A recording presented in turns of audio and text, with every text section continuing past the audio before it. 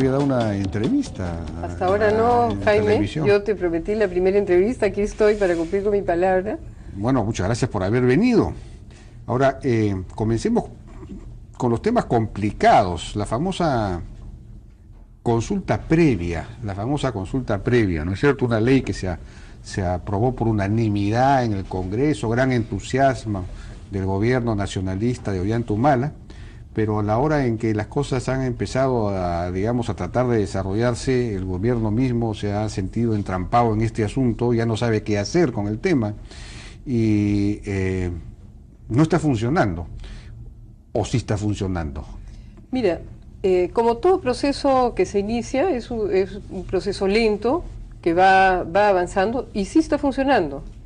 Ya de hecho ha habido una consulta previa en Loreto con el pueblo Maijuna y Quichua.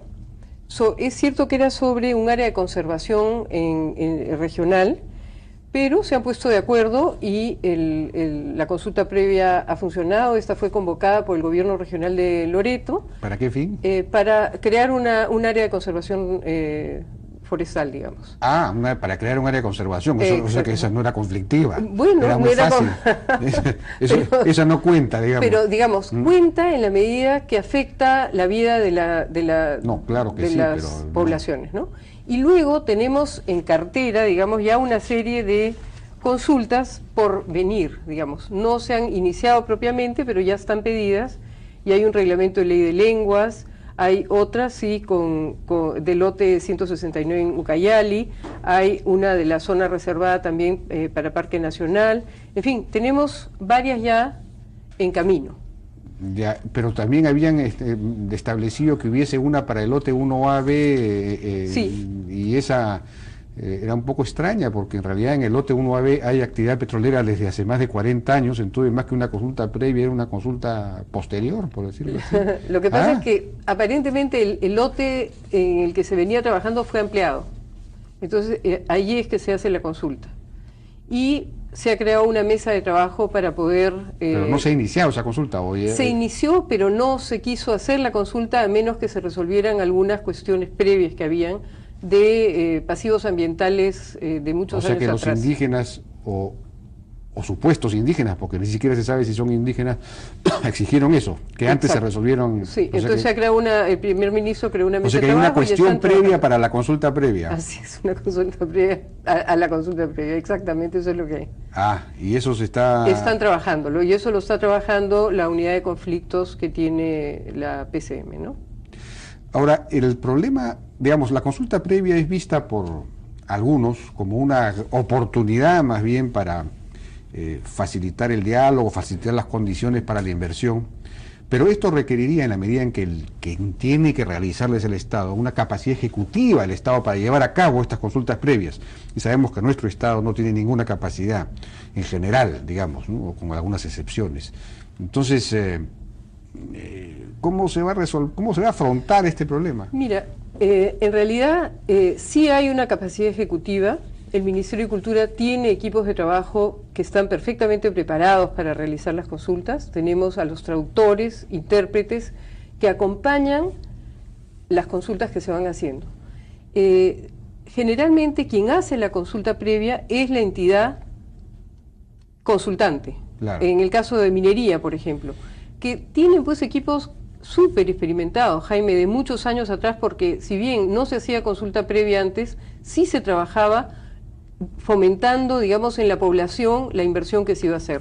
Entonces sí hay Eso es una noticia total. No, ¿sí? Que el Ministerio de Energía y Minas haya fomentado, hacía roadshows en el exterior, pero roadshows internos con la población no hacía ninguno. Tienen equipos de trabajo, bueno, he tenido reuniones con el ministro de Energía y Minas y tienen los equipos preparados para realizar las consultas previas. Entonces, ¿cuál es el temor del Ministerio de Energía y Minas de aceptar el tema de la consulta previa? Porque la resistencia en el Ejecutivo la pone el ministro de Energía y Minas, ¿no es cierto?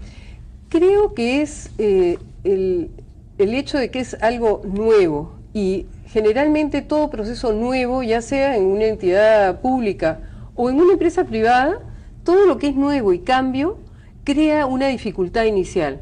De ahí, digamos, la importancia de que esta consulta previa se pueda generar en medio de un clima de confianza, tanto para los pueblos indígenas, de que sus derechos serán respetados, como del Estado, que puede entrar a, digamos, con los equipos debidos a realizarla.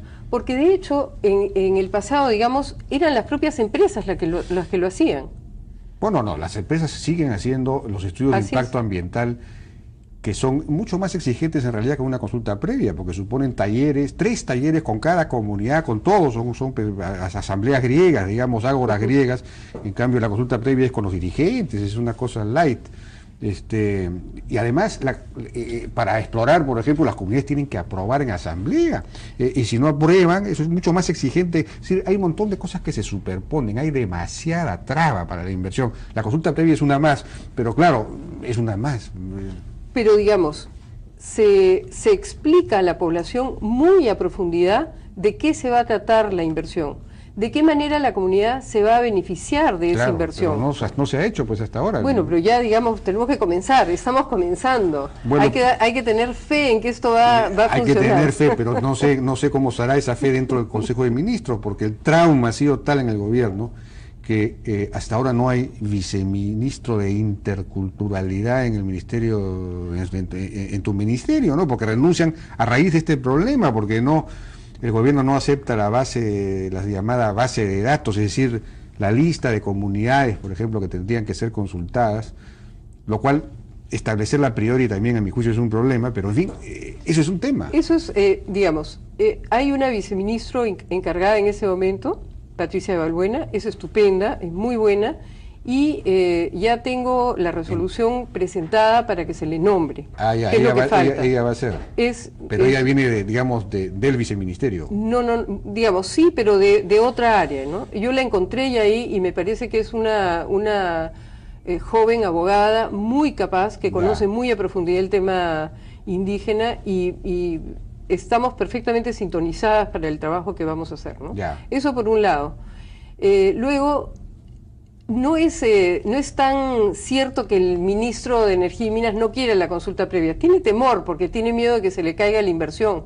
Pero este es como el certificado social que si comienza a ir bien, todo va a ir bien. Yo creo que es algo muy bueno para el Perú que se pueda garantizar a los pueblos indígenas, digamos, informarles de todo aquello que se va a llevar a cabo en sus regiones, ¿no? Porque va a afectar sus vidas. Pero por lo visto el ministro de Energía y Minas no tiene la confianza en sí mismo como para convencer a las comunidades, porque eso es lo que tiene que hacer con sus equipos, ir y convencer, lo que decías tú misma antes, que ya tiene los equipos para hacerlo, pero por lo visto ya tenemos una relación de consultas a las que vamos a ir prontamente, antes de fin de año, sí. ¿En relación a proyectos mineros? Uno con... ¿O petroleros? Uno petrolero, Perú Petro. Mineros no tenemos todavía ningún pedido. Todos los que tenemos son petroleros con Perú Petro. Bueno, el tema de Perú Petro, ¿en qué lote? ¿O en cuál? 169, en Ucayali. En Ucayali, sí. Ya. No, eso está en cartera. Perú Petro no Perú Petro es la que va a hacer la consulta previa, pero no sabemos, es una inversión de alguna empresa que no sabemos cuál es. Pero es Perú Petro la encargada de hacer desde el Estado la consulta previa, ¿no? En cuanto a la lista de poblaciones, han estado publicadas hace más de un año. Esos son todas las lenguas indígenas de los pueblos originarios, sí. Son como 50, pero digamos... Y la base de datos es una base de datos que siempre será perfectible, siempre será... se podrá mejorar, porque es muy difícil decidir a priori, sin tener un catastro, porque el Perú no lo tiene, dónde están ubicadas las comunidades indígenas. Entonces, es algo que se tiene que ir construyendo, es algo que recién empieza. Tengo conversaciones con el Ministerio de Agricultura para que me ayuden en la construcción de esta base de datos. Ellos son el ente rector de catastro ahora para poder hacer un catastro con ellos. Entonces, es algo que se irá haciendo en la medida que vayamos avanzando, ¿no? Yo siempre digo, cuando están muy preocupados, digo, se hace caso por caso. Bueno, pero según el convenio 169 y según la propia ley, para que una comunidad, digamos, sea reconocida como pueblo originario, indígena, se necesita condiciones objetivas, por ejemplo, la lengua materna quechua en este caso, y subjetiva, es decir, que la misma comunidad se reconozca como indígena. Así es.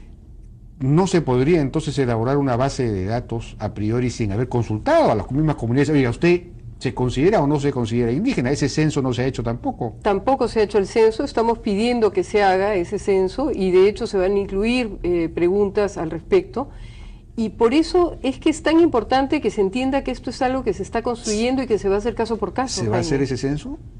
Bueno, cuando se haga el censo... cuando se haga el censo nacional. Eso claro va a ser dentro de 20 años más o menos. 2 años más o menos, 2 o 3 años. La última vez fueron como 15 años, desde el 93 hasta casi 20 años. Como 2 o 3 años es lo que tenemos estimado. Casi 18 años fueron entre un censo y otro. Ahora no sé, ¿va a ser dentro de 2 años un censo? 2 o 3 años es lo que tengo entendido. ¿Sí? Incluiremos las preguntas estas para autorreconocimiento de los pueblos indígenas. ¿Sí? Ya. Muy bien, eso estaría bien. Por eso es necesario entender que esto se tiene que ir construyendo caso por caso, Jaime. No se puede pensar que vamos a hacer una consulta previa a nivel nacional, claro, una base de datos ya hecha. No tenemos el catastro hecho, entonces tenemos que ir avanzando poco a poco y dando la confianza de que esto es un proceso que se comienza y que servirá para dar confianza al país en materia de inversión y de seguridad jurídica. Tenemos que ir a una pausa, si me permite, ciudadano.